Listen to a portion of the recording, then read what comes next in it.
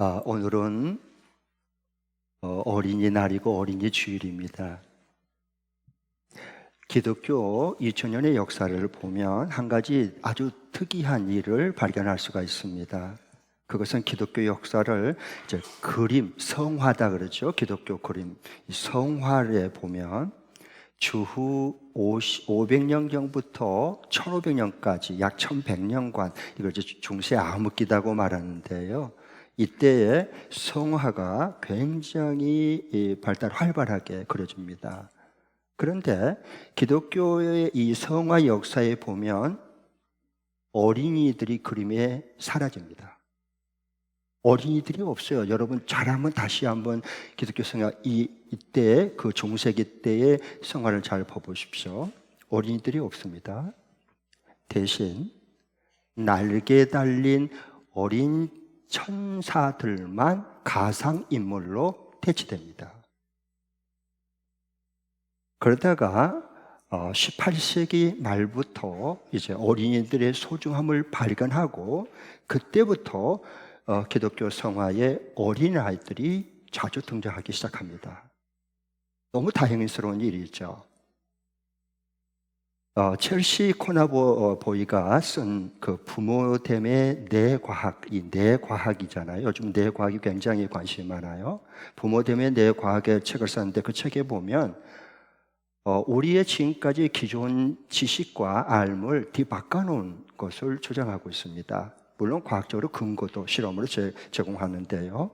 그것은 모성 본능은 처음부터 있다라고 말하는데 그게 허구라는 겁니다.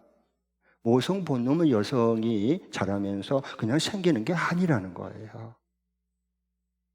그러면 어떻게 해서 이런 모성이 어디든지 어떤 사건을 통해서 우리 몸에 생기기 시작할까 하는 거예요.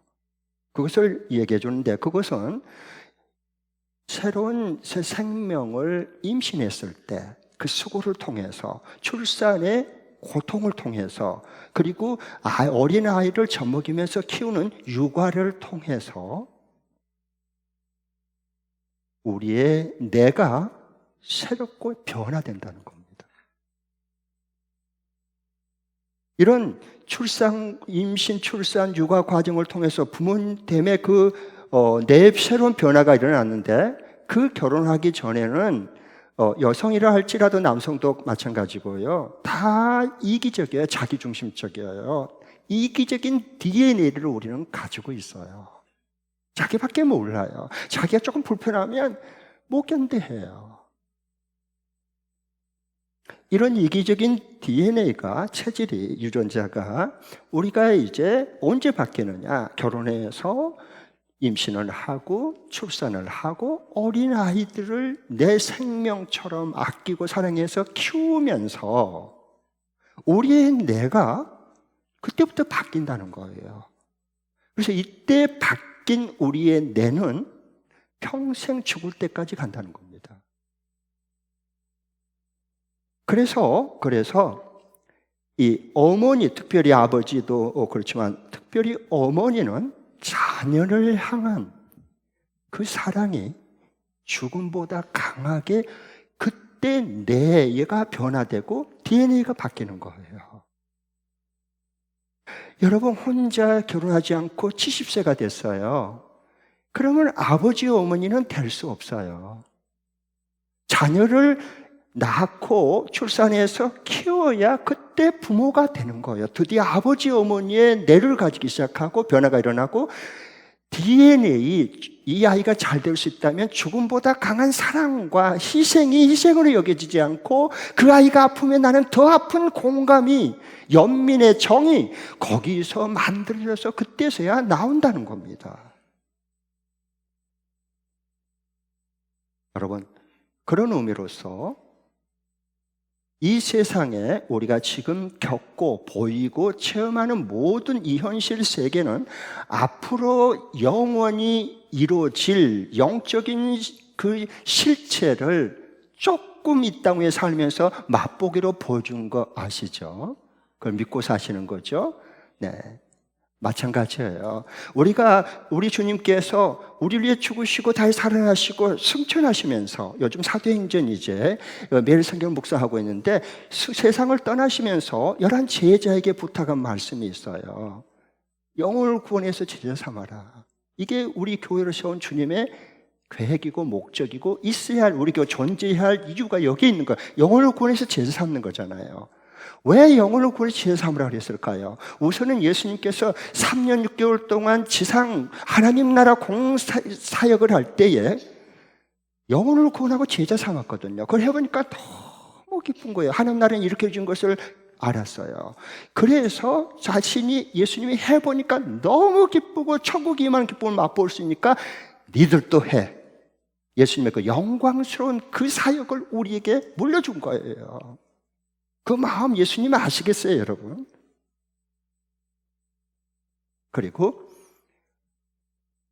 귀한 VIP를 품고 임신해서 그를 섬기고 기도하고 찾아가고, 그렇게 해서 그 VIP가 예수 영접해서 하나님 자녀로 태어나서 출산한 거예요. 출산해서 목장에서 그 젖먹이로 해주고 맘마 먹여주고 까꿍해주고, 그리고 이렇게 해서 육아를 해요.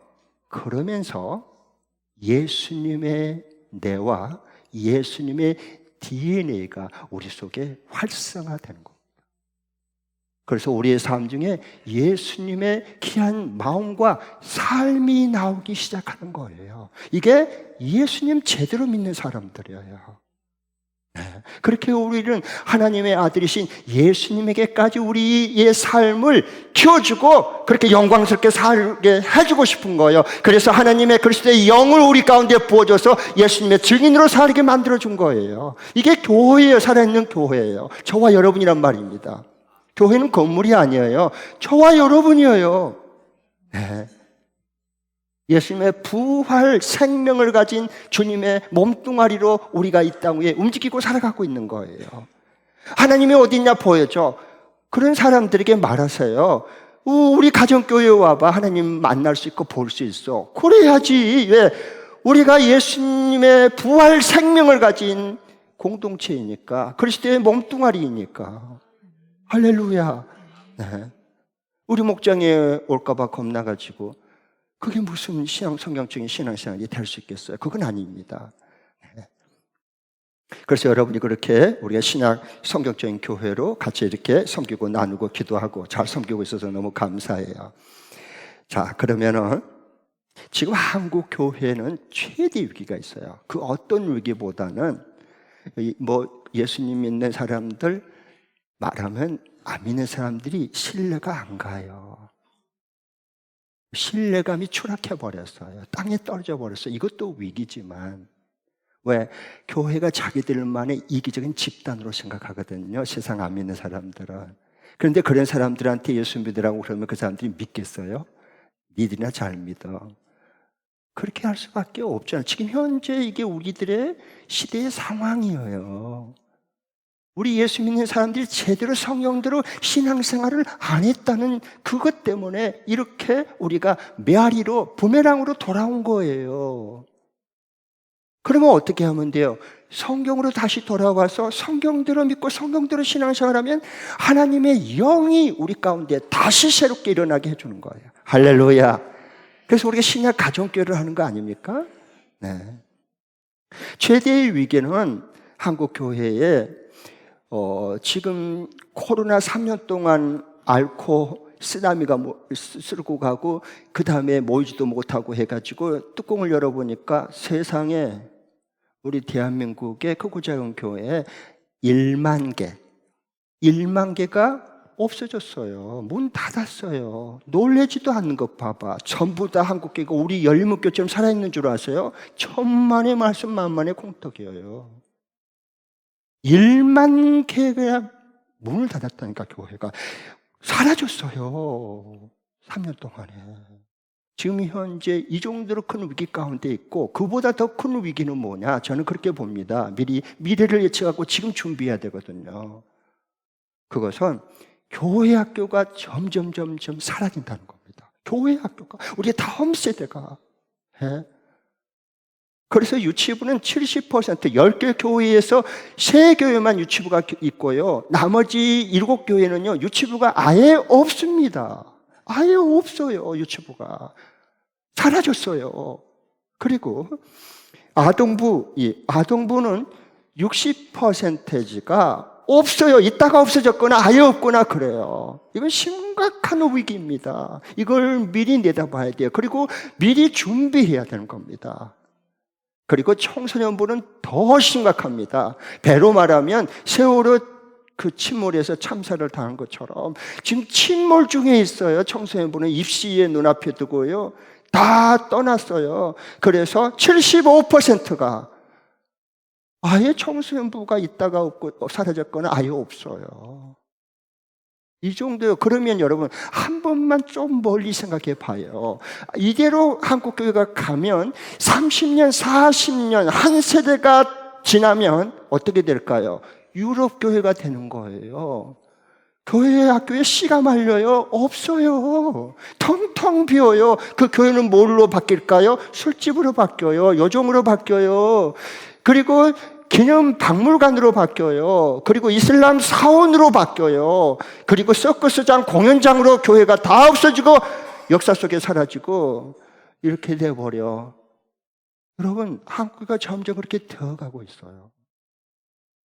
저는 목회자로서, 한 시대의 목회자로서 굉장히 심각한 것을 예측하고 보고 있어요. 그래서 지금 하나씩 준비하고 이 슬기로운 5 처녀는 이 주님 오실 때를 기억하면서 준비했어요. 등만 가진 게 아니라 기름을 준비했어요. 그러나 미련한 생각 없는 5 처녀는 그냥 등만 번드름하게 준비하고 그것을 불을 켜서 잔치를 만들 수 있는 기름을 등 속에 준비를 안 했어요. 그냥 빌려서 쓰려고 그랬어요.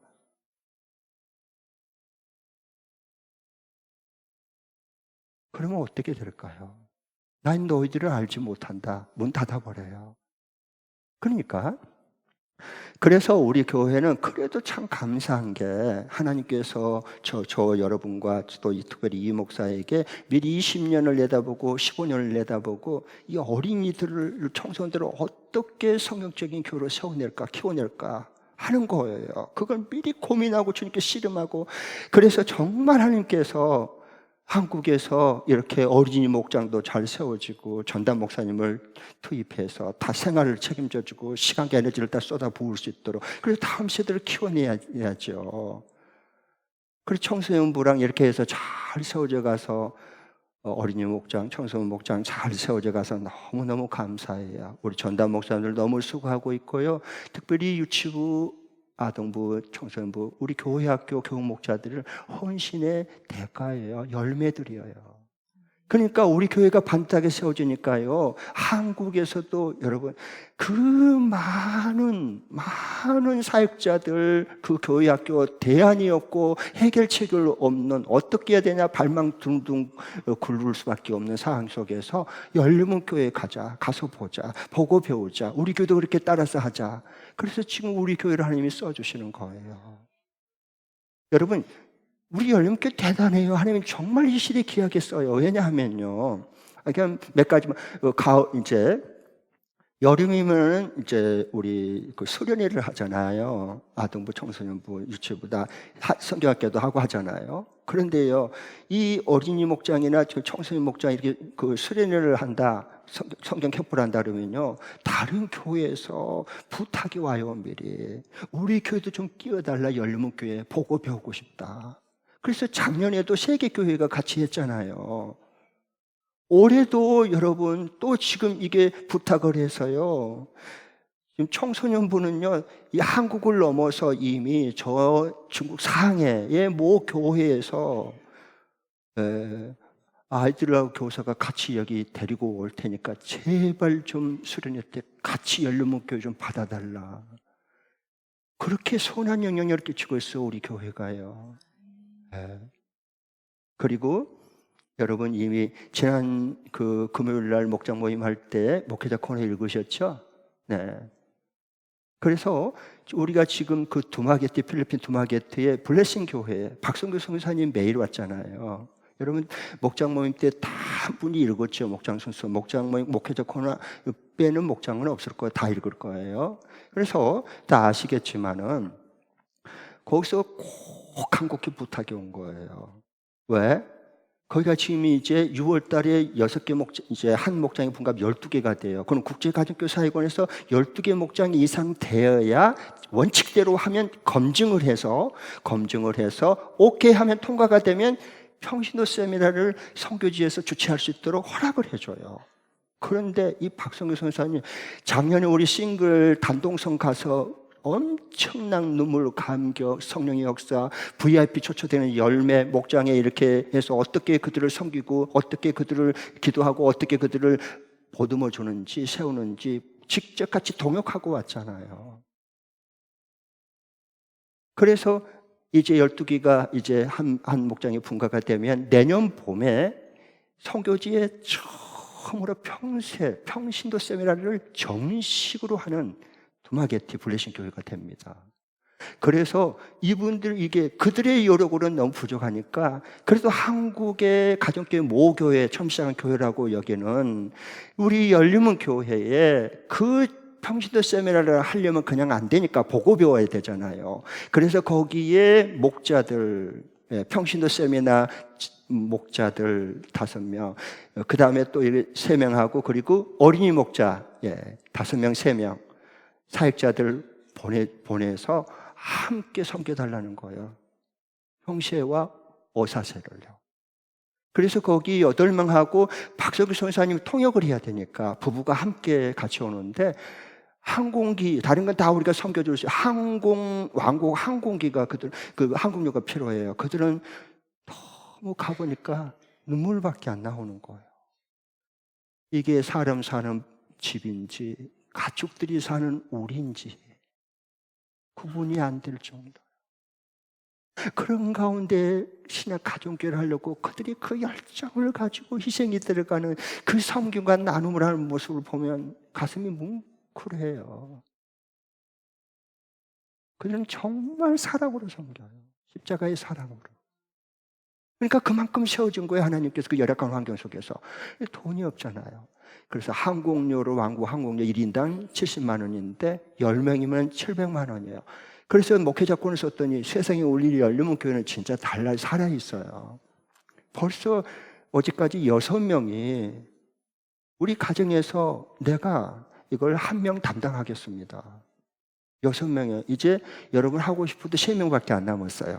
한번 기억하시기 바랍니다. 기도해 보시고. 이 돈은 이런 데 쓰는 거야. 가치 있고 뜻 있게.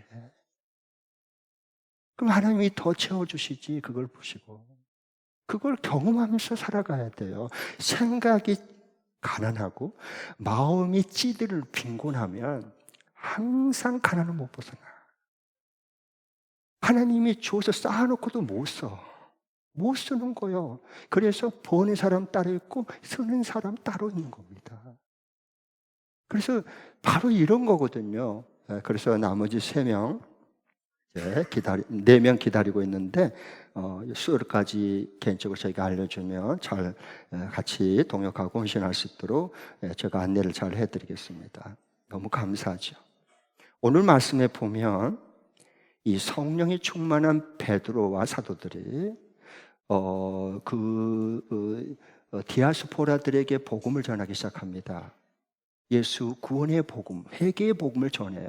그러니까 그들이 성령에 강하게 임재해서 그들이 죄를 회개하고 그리고 예수 그리스도를 나의 주님, 삶의 주인으로 모시고 그리고 세례까지 받습니다. 그 숫자가 몇 명이다? 41절에 보면 무려 3,000명이 한꺼번에 세례를 받았습니다.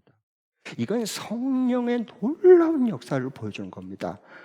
그게 교회가 해야 될 일이에요. 교회인 저와 여러분이 바로 이렇게 하나님의 귀한 일들이 세례 3,000명을 받게 돼요. 그러니까 교회는 이 건물이 아니에요. 건물이라고 교회를 생각하면 여러분이 예배될 때만 그리스도인이고 집 밖에 교회 밖에 나갈 때부터 월요일 출근할 때부터는 안 믿는 사람하고 똑같아져요. 왜? 교회를 잘못 이해하고 있기 때문에 잘못된 신앙으로 계속 익숙해져 가는 거예요. 습관이 되어 가는 거예요. 그건 아니에요. 교회는 저와 여러분이에요. 네. 예수님을 진짜 인격적으로 나의 주님으로 매일 모시고 산 사람들의 그 모임이 열림은 교회예요. 그 주님의 성령 그리스도의 영이 우리 가운데 임하면 예수 그리스도를 자랑할 수밖에 없고 증언할 수밖에 없고 VIP를 애타는 마음으로 구원하려고 하는 주님의 마음이 우리 속에서 우러나올 수밖에 없어요. 네, 그건 그냥 자동적으로 되는 일이에요. 그래서 교회는 건물이 아니라 예수님의 부활 생명을 가진 공동체예요. 공동체 신앙으로 세워지는 가정교회. 그래서 제목을 그렇게 정한 겁니다. 예수님 오래 믿어도 나밖에 모르는 사람들. 요거도 먹어요. 나 때문에 다른 모든 교회들, 그리스도인들까지. 정말 여러분 한번 생각해 보십시오. 사도행전 오늘 말씀 앞에 한번 생각해 보십시오. 정말 여러분이 예수님 믿고 무엇이 달라졌습니까? 여러분이 예수를 믿는 지 몇 년 되셨습니까? 그러면 내가 변화되고 내가 섬김과 나눔을 통해 기도를 통해서 내 주위에 있는 사람이 변화됐다면 그 사람은 누굽니까? 그런 게 없다면 뭐하러 예수님 믿죠? 왜 믿는 거예요, 예수님을요? 이런 기쁨을 맛봐야지. 나를 통해서 저 사람이 예수 믿고 구원받고, 그리고 구원받았다면 이 섬김과 나눔을 통해서 이 육아를 해서 아이들을 잘 키워내는 거, 이게 이 세상의 임시적인 이 땅에 사는 현실적인 거, 임시적인 거예요. 그런 것처럼 너희들이 영혼을 품고 임신해서 출산한 고통을 통해서 육아를 통해서 제자로 키워내는, 이걸 통해서 너의 내가 바뀌고 예수님의 내로 너의 DNA 유전자가 바뀌는 거야. 나를 닮아가는 자가 되는 거야. 그걸 실제적으로 경험하고 체험하고 주인공이 되어가는 거, 이것이 예수 믿는 신나는 일이지. 이거 없이 아직도 이기적이고 자기밖에 모르는 DNA, 이기적인 DNA 가지고 사는 거, 그건 안 믿는 사람하고 똑같은 거예요.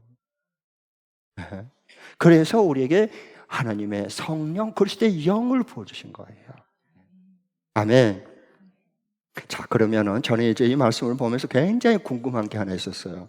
그건 뭐냐 하면 주목했는데 47절 말씀이에요. 오늘 47절 읽어보겠습니다. 시작. 하나님을 찬양하였다. 그래서 그들은 모두 사람들에게서 호감을 샀다. 주님께서는 구원받은 사람을 날마다 더하여 주셨다. 네, 두 가지를 보십시오. 하나는요, 여기에 보니까 47절에 하나님을 찬양했는데요. 그래서 그들은 이 성령 받고 예수 믿은 그들은 집집이 지금 모여서 가정교회 모임을 해요. 이들은 모든 사람에게서 뭘 샀어요? 호감을 샀어요. 이게 눈에 싹 들어온 거예요. 호감을 사. 지금 그리스도인들은, 교회는 안 믿는 사람들에게, VIP 이방인들에게 눈에 났어요. 호감을 샀는 게 아니라 거꾸로 돌아가고 있어요. 왜? 성경의 말씀을 덮어버려서 그래요. 성경하고 멀어진 거예요. 그럼 어떻게 하면 돼요? 다시 성경으로 돌아오면 되는 거예요. 아멘. 여러분의 일터에서 여러분의 이웃 사람들이 여러분을 보면서 호감을 가져요? 눈이 났어요? 잘 생각하셔야 돼요. 예수 믿는 것들, 저것들, 이기적인 집단들, 자기밖에 모르는 자들. 혹시 이런 안 믿는 사람 입장에서 한번 생각해 봐요. 정말 내가 어떤 그들에게 선한 영향을 끼치고, 어떻게 그들이 정말 맞아, 나 예수 믿다면 저 사람처럼 믿을 거야, 저 사람 다니는 교회에 나 진짜 다니고 싶어, 그런 호감을 갖는 신앙생활을 하고 있는지. 예수님, 저거 오늘 재수 없네, 밥맛 떨어지게. 예수쟁이잖아. 혹시 그렇게 우리가 그런 악한 영향을 끼치고 있지 않는지 한 번쯤 생각해 보시기 바랍니다. 하나님 앞에 돌아보시기 바랍니다. 그래도 우리 교회는 많이 나은 것 같아요. 성경 신약교를 하려고 하니까.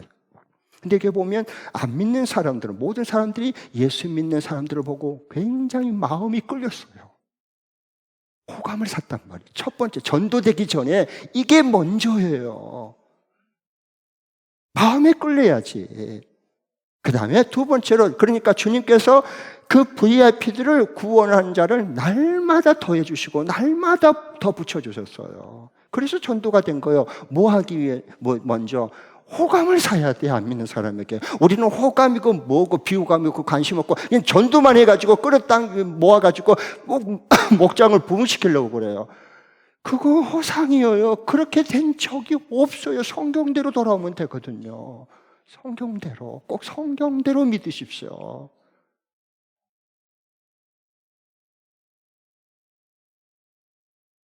그러면 이것을 보면서 여러분, 지난 3년에서 5년 동안 나로 인해서 VIP가 구원받은 것이 있습니까? 세례받은 기쁨을 맛봤습니까? 물론 있을 거예요.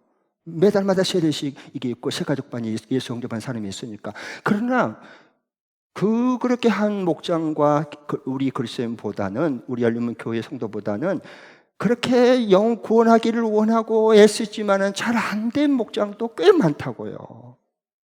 그러면 어떤 목장은 왜 되고 어떤 목장은 왜 안 되는가? 3년 5년 지났는데 왜 한 명도 우리 목장에 영혼 구원도 안 되고 세례받은 사람이 안 나올까? 참 이상하잖아요. 성경이 거짓말이 아니라면, 진짜 성경대로 믿는다면 그런 열매가 분명히 나올 거 아니에요.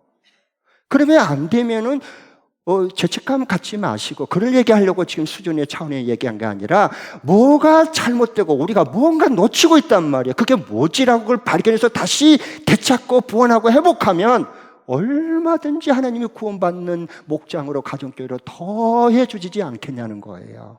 할렐루야. 네.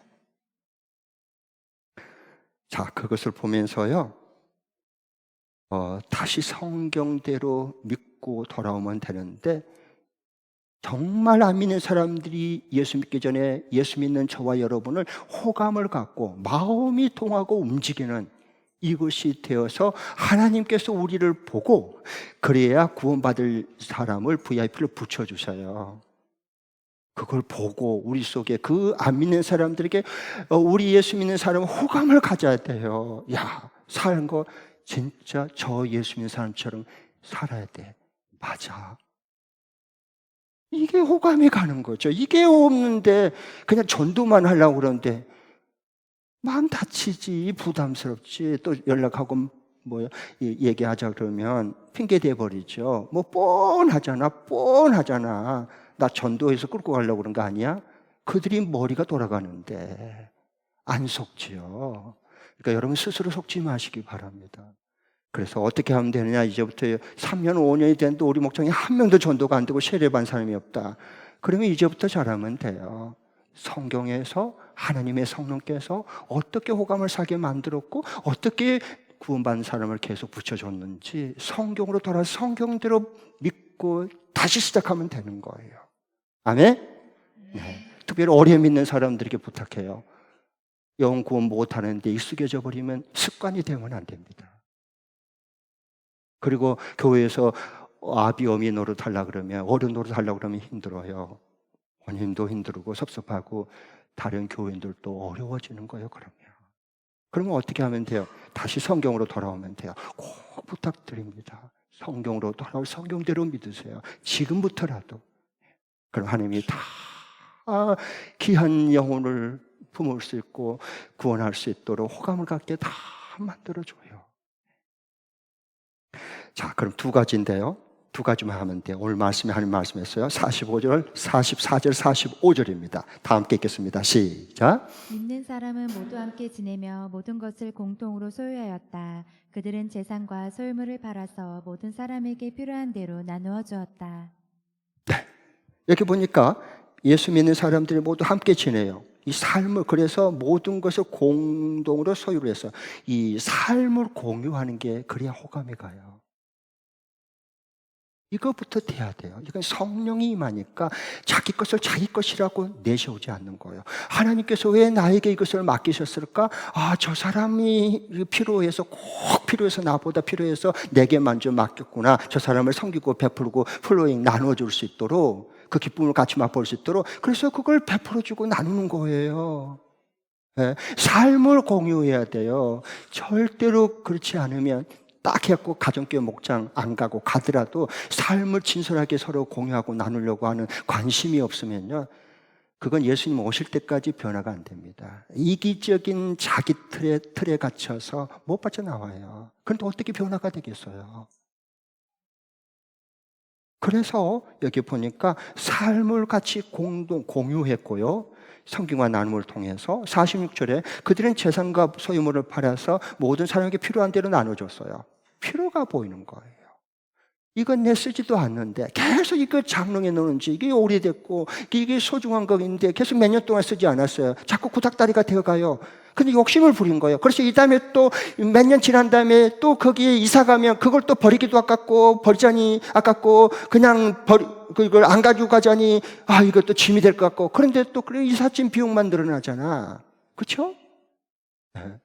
이것을 그러지 말고 나보다도 내가 지금 당장 필요하지 않으니까 더 필요한 사람에게 이걸 줘야 되겠다. 유모차 갓 태어난 사람에게. 저 사람은 지금 유모차 구입할 재력이 안 된 것 같은데 주면 그 사람이 얼마나 기뻐하겠어요.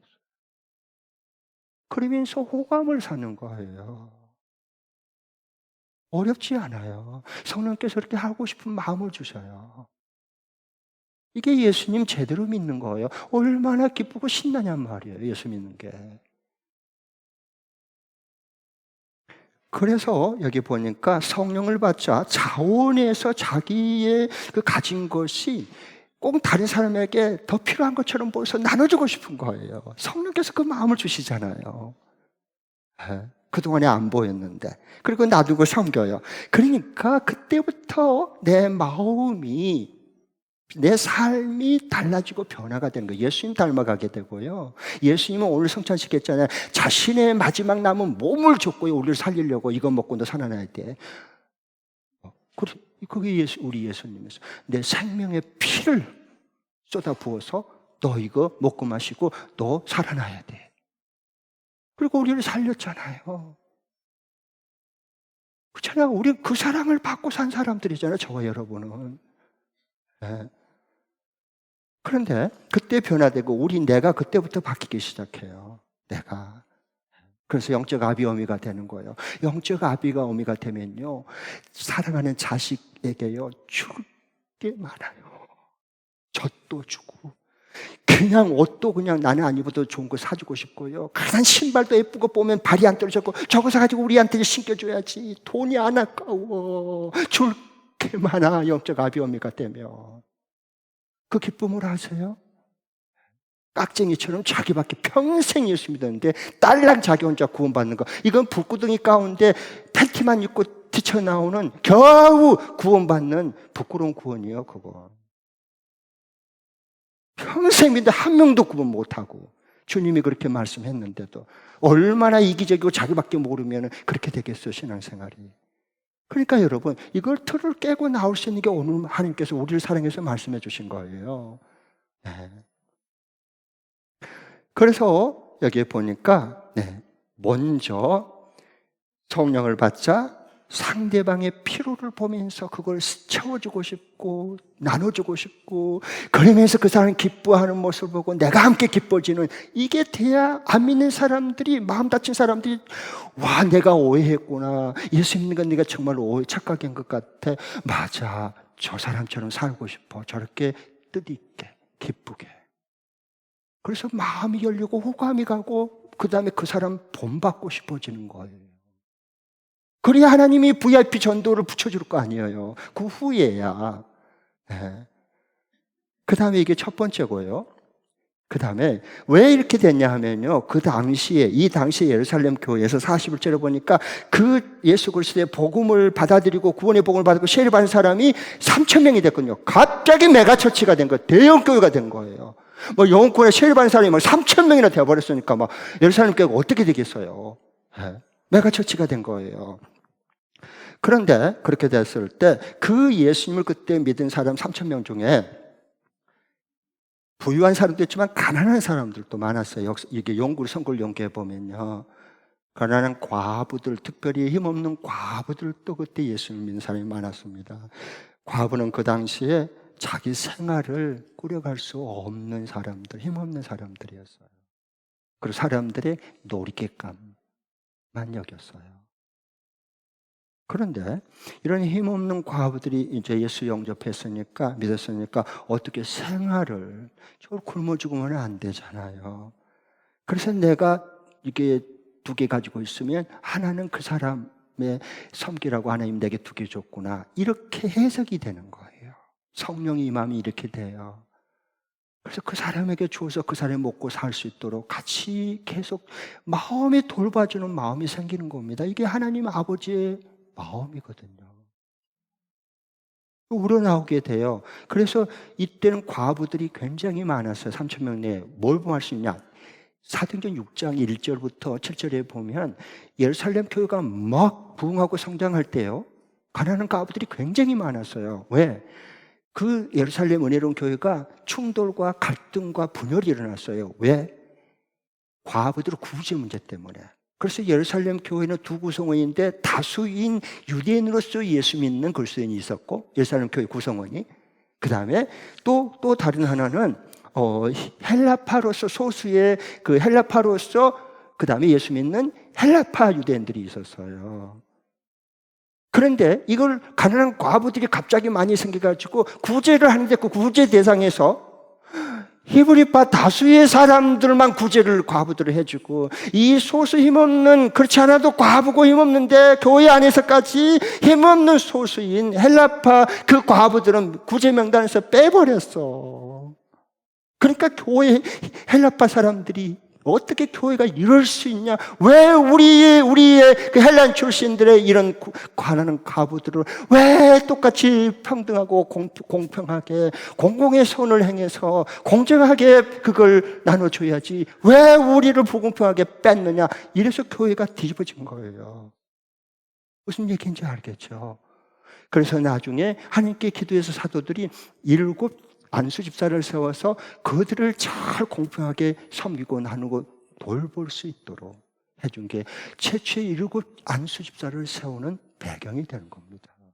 자, 그러면은, 그러니까 가난한 과부들이 이 예루살렘 교회가 한꺼번에 3,000명이나 예수께 구원받았으니까 너무도 진짜 찢어지게 가난한 힘없는 과부들이 많으니까 이들을 어떻게 해요? 성령 받은 그리스도인들이, 나는 저 과부보다 더 여유있게 살잖아.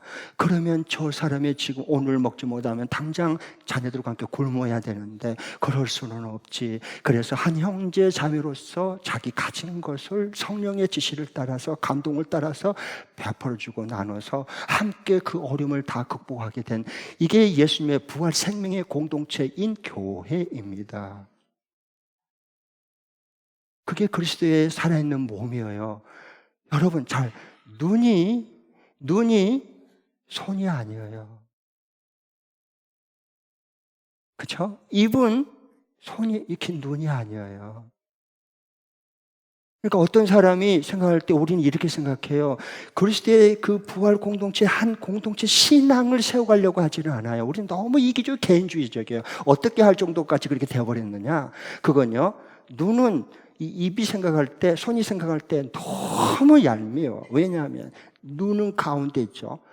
여기에 비가 와도 이걸로 해서 딱 여기 눈썹으로 이렇게 흘러가게 보여주고, 먼지가 들어올까봐 여기에 눈꺼풀로 딱 감게 해서 보여주고, 그리고 화장을 할 때 여기 아이섀도로 포인트 주고, 여기 눈썹을 이렇게 치켜 세워가지고 예쁘게다, 그리고 가짜 이 속눈썹까지 이렇게 붙여가지고 이렇게 하잖아요. 그렇게 사랑을 받고 관심을 갖고 다 예쁘게 만들어주는데, 입은 맨날 음식을 씹어서 딱딱한 거 씹어야 되고 뜯어야 되고 너무 이빨이 고생을 하는 거야. 그런데 눈은 맑고 대접만 받으니까 속상한 거야. 손은 이건 뭐야, 설거지 해야지, 걸레로 밀어야지, 맨날 더러운 건 다 지어 짜야지, 다 고생하는데 눈은 맨날 아이고 놀고 있는 거야. 너무 싫은 거야, 얄미운 거야. 그렇죠? 그럴 수 있잖아요. 그러면 여러분, 눈을 찔렀대. 그래가지고 그래서 눈이 이게 병이 나버렸어요. 근데 어떻게 됐을까요? 아이고, 속이 다 시원하네. 아이고, 3년 묵은 채가 다 내려갔어. 저 눈꼴 사람, 저 눈 저거. 그러다 계단 내려가다가요, 눈이 없어서 팍 넘어서 굴렀대. 손이 빡 짚었는데 손 다 부러졌대. 입까지 다 깎는 다 나갔대. 잘 됐지 뭐. 이런 신앙은 어려워요, 이 시대에. 서로 도와주는 겁니다. 눈이 있기 때문에 보고 먹을 수 있잖아요. 여기에 쓰였기 때문에 손에 발에 힘이 가서 몸이 움직일 수 있잖아요. 이것을 살아있는 건강한 생명체, 그리스도의 몸뚱아리라고 말한 거예요. 이것을 어디서 연습합니까? 신약 집지모는 가정에서 연습했단 말입니다. 가정교회 목장에 참여하지 않는 신앙은 나는 별로 인정은 안 합니다. 그 본함 하나예요. 그래서 섬길 줄 알고, 나눌 줄 알고, 기도해 줄 줄 알고, 이걸 자꾸 연습해야 예수님의 DNA가 우리 속에 체질화되고 내가 변화되기 시작하거든요. 영적 아비어미로. 목자 안 되겠다. 그건 아닙니다. 그럼 내 안 변합니다. 아무리 아는 채 의로운 채 하지 마시고요. 스스로 속아요. 그냥 성경으로 돌아와서 성경대로 믿어야 돼. 지금부터라도요. 그러면 성령이 역사하시죠. 자, 그래서 호감을 갖기 시작해 안 믿는 사람들이. 어떤 분들은 이런 분이 있어요. 가끔은 이제, 지금도 아마 있을 줄 알아요. 네, 잘 모르니까 신약 가정교회가 뭔지를 모르고 목자 모임을 왜 모여야 되는지 모르니까 그런 것 같아요. 그러면 점점 알아가는 건데, 이런 분이 있어요. 목사님, 왜 줄 예배 드리면 되지? 왜 불편하게 꼭 집으로 보내서 섬기고, 밥을 같이 먹어야 되고, 간식으로 때우면 되는데, 왜 바쁜 시대에 막 그래야 됩니까? 이런 분들이 가끔 있거든요. 일반 교회에서 신앙생활 하다가 이사 온 분 중에 그런 분들 꽤 많아요, 처음에. 뭘 보고 배운 게 없잖아요. 성경대로 믿은 적이 없잖아요. 그래서 안 맞는 거예요, 지금까지 해온 대로. 그러니까 여러분, 간식을 때우면 그건 만년 손님이지 예수의 피로 맺어진 한 가족 식구가 될 수 없습니다. 그건 손님이야 맞냐? 변화 안 돼요. 그러면 내 마음에 들더라는데 이제 부딪혀가며 충돌해가면서 미운 점 고운 점 같이 들어가면서 내가 다듬어지고 너도 좀 다듬어지고 그래서 서로 화평을 이루는 화목하게 만들어낼 수 있는, 그래야 이걸 연습을 목장에서 하고 일터로 가정으로 가서 그걸 실천하면서 살아갈 수 있는 거. 이게 얼마나 큰 은혜의 사이클인지 몰라. 축복의 사이클이에요. 그러면 사람이 내가 달라지고요. 예수님의 내가 되고요. 내 이 DNA 유전자가 예수님의 귀한 유전자로 변화되는 거예요. 그것을 우리가 하고 있어요. 우리 실버 어르신들도 이제 2년 후에 골사세, 어린 사역자 세미나, 청소년 사역자 세미나만 하니까 우리도 인생의 실버, 빛바랜 실버가 아니라 누가 실버다 그랬어요? 골드야, 골드 인생의 황금기에. 그래서 골사세 할 거예요. 골 때리는 사역자 세미나가 아니라, 골 때리는 사역자 세미나가 아니라 골드 목장 사역자 세미나를 할 거예요. 꿈이 진짜 가슴이 뛰잖아요. 한국 교회 그리고 선교지까지 대안이 없어요. 초고령 사회로 내년부터 접어드는데 좋은 모델을 우리 교회가 세워서 어린이 사역자 세미나, 청소년 사역자 세미나 와서 보고 배워서 돌아가서 우리 교회처럼 똑같이 성결된 교회를 세우게 우리가 섬길 거예요, 여러분. 우리 실버 우리 초원지교님과 또 우리 목자님들이 그런 꿈을 가지고 이제 교회에서 모이다가 이제 한 달에 한 번씩은 집에서 모여보자. 이제 그다음에 더 좋으면 2번 모여보자. 그리고 점점점 전환되면요 좋은 신약 가정교회로 세워질 거예요. 너무 잘하고 있어서 감사해요. 네. 그다음에 꼭 성경대로 하는 거예요. 그러면 이제 이게 공산주의가 아닌가 생각할 수 있어요. 어떤 청년이 저한테 와서 목사님 이거 공산주의 아니에요? 같이 재산을 다 능력급 이것을 수입을 창출해 가지고 공평하게 평등하게 분배하는 거, 이건 기독교 공산주의지 않습니까? 그런데 상당히 내가 고맙다 그랬어요. 그런 의문점을 가지고 그런 눈으로 볼 수 있다는 것은 대단한 거예요. 대부분 성경의 젊은이들 무관심하거든요. 그런데 그렇게 질문해서 고맙다 했어요. 그래서 제가 풀어줬어요. 그건 아니다. 왜 그러냐 하면 이때는 3천 명이 갑자기 메가처치가 됐기 때문에 그 가난한 사람들이 굶어 죽을 수가 없다. 그래서 자기가 가진 것들을 저들에게 더 필요하지 않느냐. 그래서 자원해서 성령이 임하니까 마음에서 우러나와서 그들을 섬겼고 베풀고 나눴다. 공산주의는 강요하는 거예요. 강제로 뺏는 거예요. 가진 자들 착취했으니까. 그래서 가난한 인민들에게 이걸 퍼주겠다는 거예요. 선택적 복지를 통해서. 호상이야 거짓이야 그거. 성경은 그런 게 말한 게 아니라 왜 알 수 있냐? 딱 하나만 질문을 말아요. 단 여기에 한 사람도 빼앗긴 사람 없고요. 단 한 명도 빼앗은 자도 없어요. 그런데 모두 다 마음의 손이 감다니까 우러나와서 다 베풀고 서로 공유하고 나눴어요. 이게 성령께서 하시는 살아있는 교회의 모습이에요. 기독교 자본주의 이런 게 중요한 게 아니라, 공산주의가 아니라. 네. 그렇게 되고, 그 다음에 또 다른 하나는 한 사람도 빼앗긴 것도 없고 빼앗은 자도 없고요. 그런데 다 굶어 죽지 않고 먹고 살았어요. 성령께서 하시니까 그래요. 그리고 또 한 가지 부분은 이 사도행전 후에 나오는 로마서부터 유다서까지 서신서에 이렇게 공회에서 서로 같이 재산을 다 분배해서 나누라 그런 말씀이 어느 한 절이라도 나와요? 한 절도 나오지 않아요. 그 대신 과부들과 고아들과 어린 나그네들을 구제하고 나누라 이 말은 계속 고면하고 있어요. 자, 이제 첫 번째는 우리가 VIP가 잘 전도가 안 되는데 여러분이 애쓰고 좀 부담감이 생길 거예요. 그래서 포기한 사람도 있을지 모르겠어. 우리 목장은 안 되나 이렇게. 아니에요. 성경으로 다시 돌아오면 회복시켜줘요. 그러려면 하나님이 구원받은 사람을 더해줘요. 주체는 우리가 아니고 하나님이세요. 하나님이 더해줘야 돼요. 그러면 되는 거예요. 그런데 그러려면 우리 먼저 예수 믿는 우리 목장의 우리 그리스도인들이 안 믿는 사람에게 호감을 사야 돼요. 마음이 열려서 끌려야 되는 겁니다. 꼭 이걸 그러려면 필요한 사람들에게 욕심 나만 챙기지 말고 좀 이렇게 필요한 사람들에게 안 믿는 사람에게 더 섬기고 베풀고 나눠야 돼요. 예, 그들이 사랑을 받고 마음이 열리기 시작해요. 이게 첫 번째고요. 두 번째는요. 46절이에요. 46절 읽어보겠습니다. 시작. 그리고 날마다 한 마음으로 성전에 열심히 모이고 집집이 돌아가면서 빵을 떼며 순전한 마음으로 기쁘게 음식을 먹고. 네, 집집이 돌아가면서 그러니까 성전에 날마다 모였어요. 성령 받으니까 날마다 모여서 새벽에 기도하고요. 날마다 모여서 같이 모여서 찬양하고 이렇게 예배하고 싶은 거예요. 열리면 연합교라고 말할 수 있어요. 성전을요. 그리고 집집이 돌아가면서 뭘 돌아가면서 각 집집이 돌아가면서 집으로 보내가지고 돌아가면서 같이 음식을 먹고 음식을 같이 먹은 다음에 찬양하고 가정교회를 했어요. 우리가 왜 신약 가정교회를 해요? 이대로 하는 거예요. 집을 여러분 아직 오픈하는 사람들 세례받았는데 1년이 됐는데 아직 집을 오픈하고 나는 가지도 않고 오지도 않겠다. 그건 안 돼요. 예수님 닮아갈 길이 없어요. 그렇게 되면. 그런 분들 때문에 안 믿는 사람들이 세상에 바가지로 욕을 얻은 뭐가 따져보세요. 안 돼요, 그러면.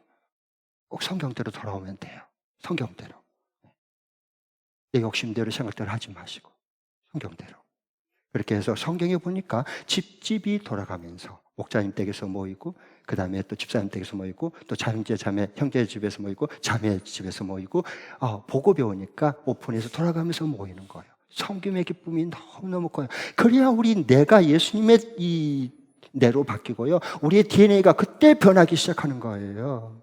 그렇지 않으면 어떻게 우리가 변해요? 역적 아비오미가 안 되는데.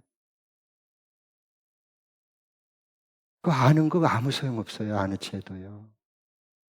영혼도 구원도 못한 내 자신도 변화시키지 못한 알미 무슨 의미가 있겠어요? 그러니까 그래서 집집이 돌아가면서 그 기쁨으로 이렇게 음식을 같이 먹였어요. 왜? 한 가족 식구니까. 식구는 반드시 한 식탁에서 밥을 먹어야 돼요. 식구는. 지난 금요일 날 우리 이제 어느 한 목장을 탐방을 갔어요. 이 목장 식구는 이제 목장뿐만 아니라 저기 목장 식구들도 구성원이 30대여야. 그러니까 그 어린아이 젖먹이도 둘째 젖먹이도 있고 막 태어난 지 얼마 안 돼. 그리고 첫째는 조금 더 이제 2-3살 되는 이제 이런 아이도 있고 조금 더 먹은 아이도 있고 그래서요. 그런데 그들을 안고 업고 그리고 오는 거예요, 목장에. 그거 자체가 저는 감동이었습니다. 네, 그 어린아이들. 그래서 그 어린아이들을 이제 와가지고 그 목련님이 음식을 그래도 산후조리 중인데 그 목장 식구들을 밥 해주는 그 기쁨이 있더라고. 음식을, 표정을 저는 보거든요. 밥 먹기 전에는 표정을 봐요. 기쁨이 있어요. 하나님 주신 마음이에요, 그런 게요. 그래가지고 밥을 먹고 맛있게 이렇게 같이 먹고, 그리고 난 다음에 또 우리 자매님들 원칙대로 형제님들이 장갑 끼고 설거지도 또 열심히 잘하고요. 그 다음에 그 설거지 할 때나 뭐 다른 거 돌보고 있을 때 어린아이 젖먹이 아이가 깨면 서로 갈려가서 안아주고, 또 서로 가족 식구니까 한 가족이 되어가더라고 보니까. 이렇게 안아주고, 예, 놀아주고 이렇게 해주고 너무 감사하죠. 그래서 이럴 때 특별히 30대는 굉장히 개인주의고 자기중심적인 세대예요. 그걸 뛰어넘으려고 하더라고 보니까.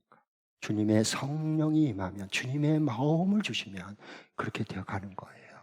그렇게 해서 공동체 신앙을 세워가는 모습이 너무 아름답고, 밥 먹고 다음에 이제 아이들을 다 앉혀놓고 이제 올리브 블레싱 하는데 너무 신나는 거 있죠. 사랑스럽고 귀여운 거예요.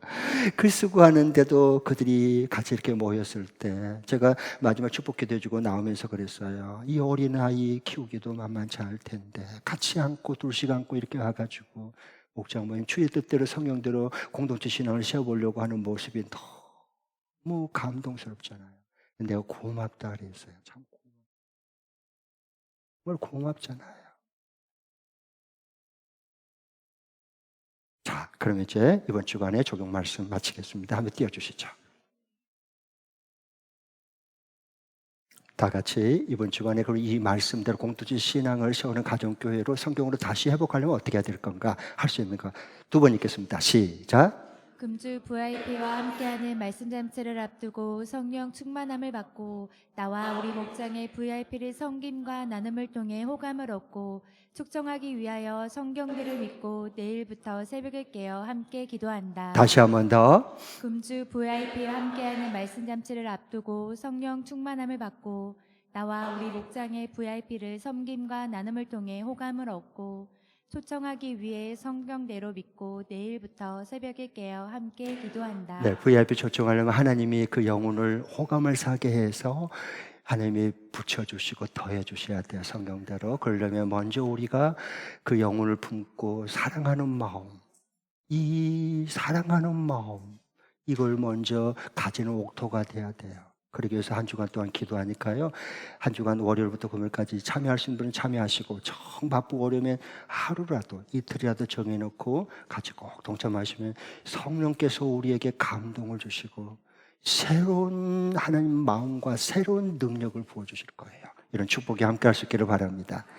같이 우리 일어나셔서 헌신 결단의 기도 드리겠습니다.